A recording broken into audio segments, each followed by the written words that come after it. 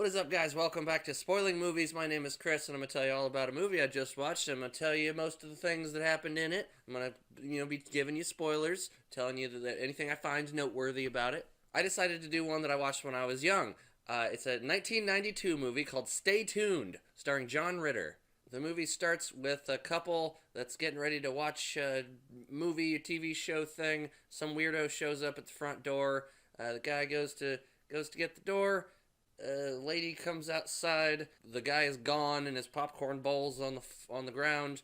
And then she sees something, and lightning crashes, and she goes, "Ah!" There's some weird exposition from their son, and the kid is talking about how his dad is a TV junkie. And that's all he ever does is TV and blah blah blah. And John Ritter's like watching some old movie where they're like doing sword fighting, and he's got like a foil, I think they're called the fencing sword, and he's like acting out the things that are happening. Somehow the son is able to like create this device, this crazy high tech device using other electronics to like hack into the TVs of the people nearby, and so he has like this fake little show that he puts on where he's like making fun of his sister or something. The wife character goes up to John Ritter and is like, "Let's go out, let's go do something, like that's good for the marriage, I've heard, if we get like go take a vacation together and stuff like that." And he's like, "Yeah, but I gotta watch my TV stuff. Can I do things with TV?" And whatever, she takes like a trophy of his and throws it into the TV and breaks it. But he's got like a backup little TV that's he puts on top of the broken one. Weird dude shows up at the door, and it's this guy that you've seen in like all the '90s movies, and he's like offering him this special remote, this fancy little remote in this box. But it's not just the remote. He's like, "I give you this fancy new TV and like satellite dish thing. It gets 666 channels. It's amazing." And he's like, "I don't know if I want to do that." And the guy's name is Spike. Spike says, "A lot of people would sell their souls for this opportunity." And he's like, "No, I gotta pass. I'm sorry."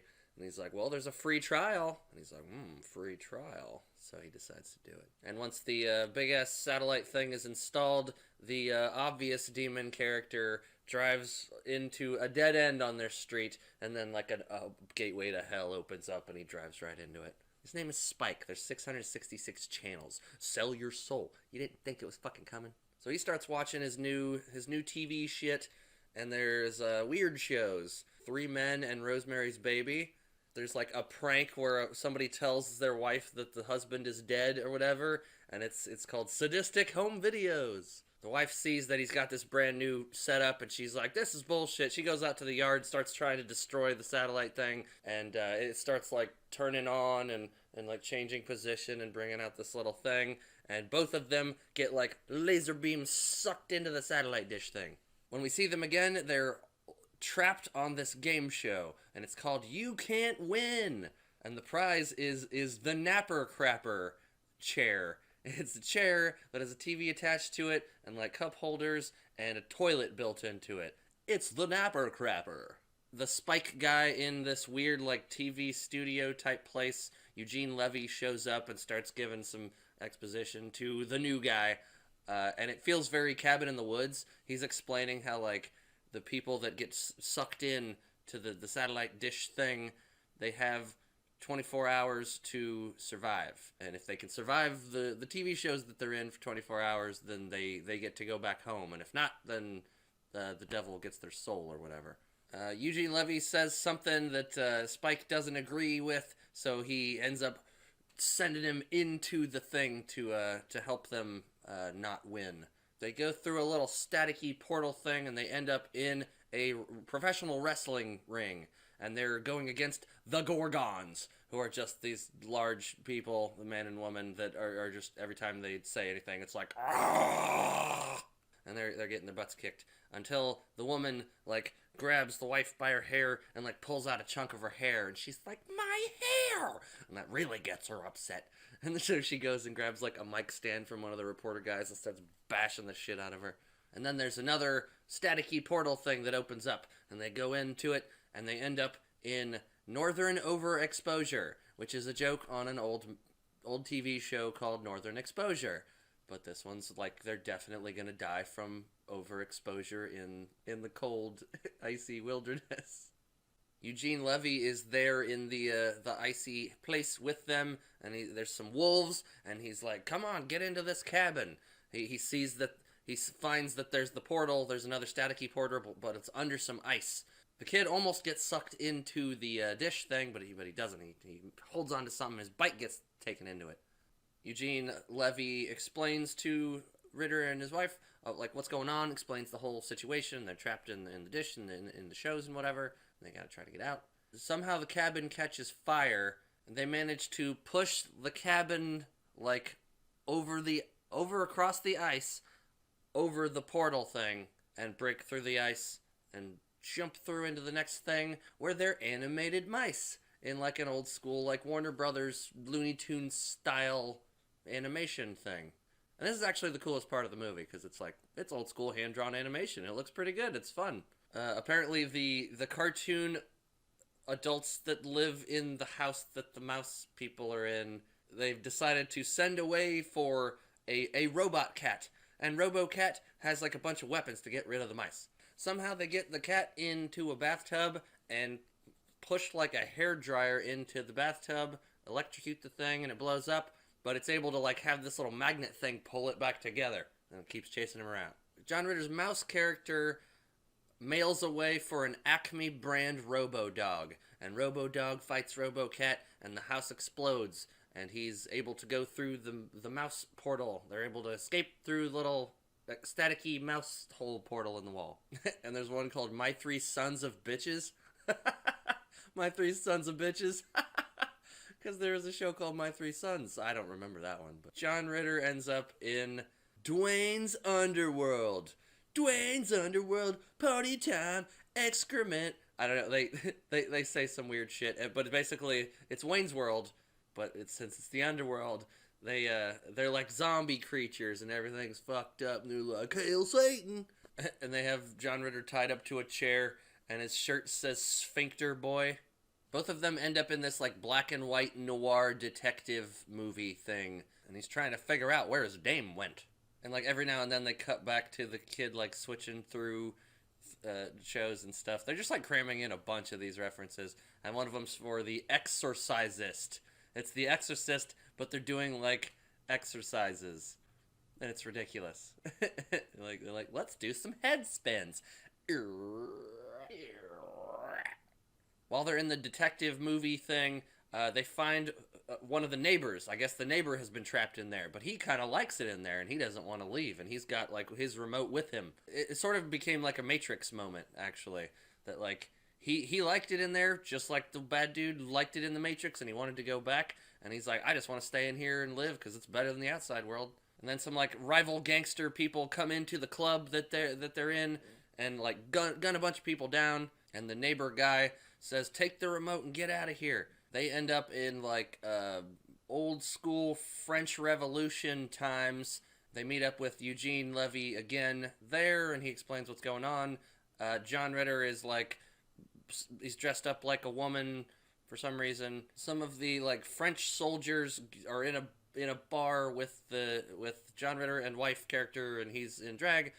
They start hitting on the couple. Somehow weirdo little kid brother in real life is able to use his tech knowledge to like build this weird contraption thing that's supposed to like help bring him back. John Ritter's wig gets knocked off, and they notice that it's a dude, so they take him away to get killed or something. John Ritter's about to get his head chopped off in a guillotine. Somehow the kid is able to get enough power to juice his machine in the regular world, so he's able to start talking into the TV program that they're trapped in, and everybody that hears the kid's voice thinks it's God. It's like, it's the voice of God, and he's like, let those people go. The demon people start talking to Spike's character, which we find out is Mephistopheles. I know I've heard that name, some demon name, but he's been doing like contract fraud. He's bringing in people that shouldn't be there. Like, he sends John Ritter back out of the thing, but the wife is still in there. Mephistopheles dude goes in to take care of business. He's got his remote, and he makes himself go into the thing to make sure that the wife dies, I guess. And I'm pretty sure they say Eugene Levy's character's name is Crowley. I'm pretty sure Crowley was also a reference to like a story character that like sold their soul to the devil or something like that. I don't know that as much. But Mephistopheles Spike dude is able to take them into a western and like puts her on some train tracks with some explosives behind her. Ritter's character is like, I'm gonna go back in and I'm gonna save her.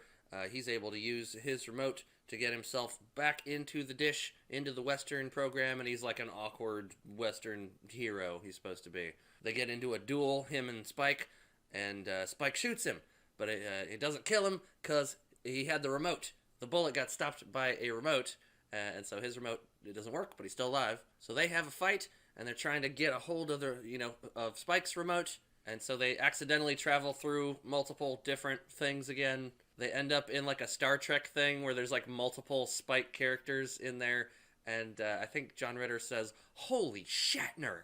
And then he's in like a Crash Test Dummies commercial, and he's one of the dummies that doesn't have the seatbelt on or something. And then he's in Charlie's Angels. I don't know if they say it, but it's Charlie's Angels, and I think he was also part of that actual TV program. Then he ends up in another one where some old lady gets run over, and it's called Driving Over Miss Daisy, which is a Driving Miss Daisy joke. They end up in another place. Spike dude has one of those fencing swords, and he's about to kill John Ritter. They have a little tussle, and the kid is able to send the foil, the sword thing, through to John Ritter, and it lands right in his hand, and so they're able to have themselves a little sword fight thing. And then they're in like a Salt and Peppa music video. I think it's that "Start Me Up, You Got to Start Me Up."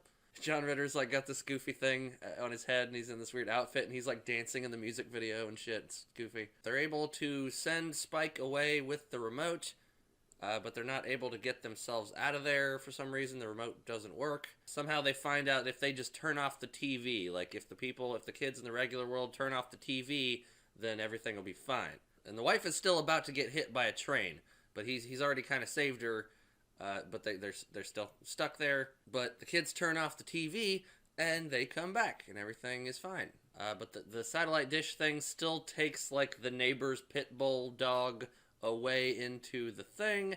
Eugene Levy and Spike end up in the same place where Spike is like up on a chandelier, and the dog is down there like getting ready to attack him. And Eugene Levy doesn't like that guy, so he ends up like cutting down the chandelier and just giving him to the dog. I guess that's gonna like eat his face or whatever.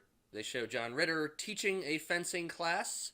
He's not addicted to TV. He's out doing things in the world now. And then the credits roll, and while the credits are rolling, there's some more goofy like puns that I guess didn't make it into the movie. Beverly Hills 90666, I Love Lucifer, The Golden Ghouls, Murder She Likes, like Murder She Wrote, The Facts of Life Support, The Fresh Prince of Darkness, Unmarried with Children, and that's the whole movie. I think the message was supposed to be like, don't be obsessed with TV. If you watch it too much, you get obsessed with it, but you need to be hanging out with people out in the real world, so don't be staring at the TV all the time. Go out and live life and talk to people and shit. But there's also kind of like a Christian message, sort of, at least in certain moments, because you definitely have like the devil, which, like I said, very Cabin in the Woods. Like they're trying to appease the old gods in that one. And this one, it's like the guy really in charge that you don't see. There's like the hooved one, like he's got hooves like a fucking, like the devil or whatever. And then you got 666 and Mephistopheles and Crowley. I think this is a pretty fun movie. It's very, very definitively 90s. The jokes and references do not hold up unless you lived during that era and actually knew what those things were. I would recommend this to people that don't mind watching an old 90s movie that is super goofy, sometimes kind of charming. It's a pretty light watch. It's goofy, it's silly, it's got bad jokes, bad puns. I don't know, the message is okay. Don't spend your whole life watching TV or whatever. Whatever, that's fine. I don't know, I thought it was pretty fun. I enjoyed watching it again. I've watched it several times when I was a kid, I liked something about it. Probably that supernatural shit. Leave me a comment. Let me know how you're feeling and thinking about this movie, other movies, any recommendations for ones that you'd like me to review or anything. I will catch you next week on the next Spoiling Movies review. Peace out, you guys.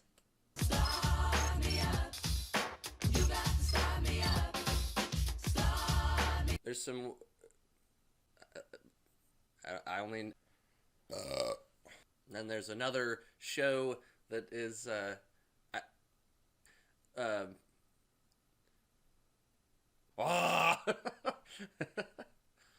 whatever.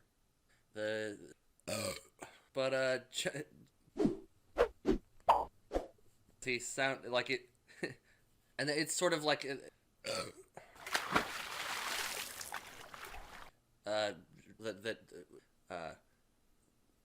whatever. And